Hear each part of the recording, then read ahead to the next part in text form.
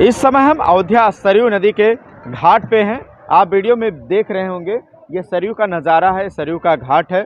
बता दें कि बारिश के दिनों में सरयू का जो जलस्तर होता है नदी का, ये सीढ़ियों तक पहुंच जाता है और बाहर से आने वाले श्रद्धालु सीढ़ी पर ही स्नान करते हैं, इसलिए कोई नहीं डूबता है।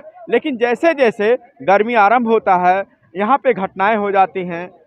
कुछ श्रद्धालु बाहर से आते हैं, उन्हें पता नहीं होता कि सरयू काफ़ी गहरी है और गर्मी के चलते हुए काफ़ी बीच में चले जाते हैं, जिसके चलते वो डूब जाते हैं। स्थानीय लोगों का कहना है कि इस समय गर्मी के समय जैसे आरंभ हो तो यहाँ पे जल बैरिकेटिंग की व्यवस्था की जाए अस्थायी तौर से, ताकि कोई डूबने ना पाए। अभी कल ही की घटना है कि यहाँ पे 2 श्रद्धालु आए थे और स्नान करते हुए गहरे जल में चले जाने के कारण डूब गए। बात अगर हम करें तो हर वर्ष जैसे जैसे गर्मी आरंभ होता है तो लगभग 2 दर्जन श्रद्धालुओं की डूबने से अयोध्या में मौत हो जाती है, जिसके चलते स्थानीय नागरिकों की मांग है कि यहाँ पे जल बैरिकेटिंग की व्यवस्था किया जाए, ताकि जल बैरिकेटिंग के अंदर अगर श्रद्धालु स्नान करेंगे तो डूबने से बच जाएंगे। रामनगरी अयोध्या के सरयू नदी के घाटों पर स्थायी जल बैरिकेडिंग की सुविधा न होने के कारण गर्मी माह शुरू होते ही स्नान हेतु गहरान में चले जाने पर श्रद्धालु डूब जाते हैं। बता दें कि बरसात के दिनों में सरयू नदी का जलस्तर सीढ़ियों तक रहता है, जिसके चलते श्रद्धालु सीढ़ी पर ही स्नान कर लेते हैं और डूबने से बच जाते हैं।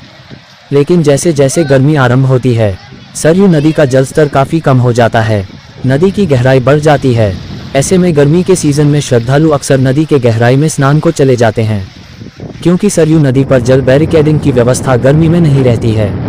इसके कारण हर वर्ष लगभग 2 दर्जन श्रद्धालुओं की सरयू नदी में डूबने से मौत हो जाती है। हालांकि सरयू नदी के घाटों पर जल पुलिस और सिविल पुलिस लगी रहती है, बावजूद इसके श्रद्धालु अक्सर डूब जाते हैं। घाट के पंडा, पुरोहित, दूध फूल माला विक्रेता व श्रद्धालुओं की माने तो वो भक्तों को मना भी करते हैं कि गहराई में स्नान हेतु मत जावे, फिर भी लोग गहरे पानी में चले जाते हैं और डूबने लगते हैं। कभी कभार उनको नाविक और गोताखोर बचा लेते हैं, बावजूद श्रद्धालु गहराई में जाकर स्नान करते हैं, जिसके चलते कुछ श्रद्धालु डूब जाते हैं।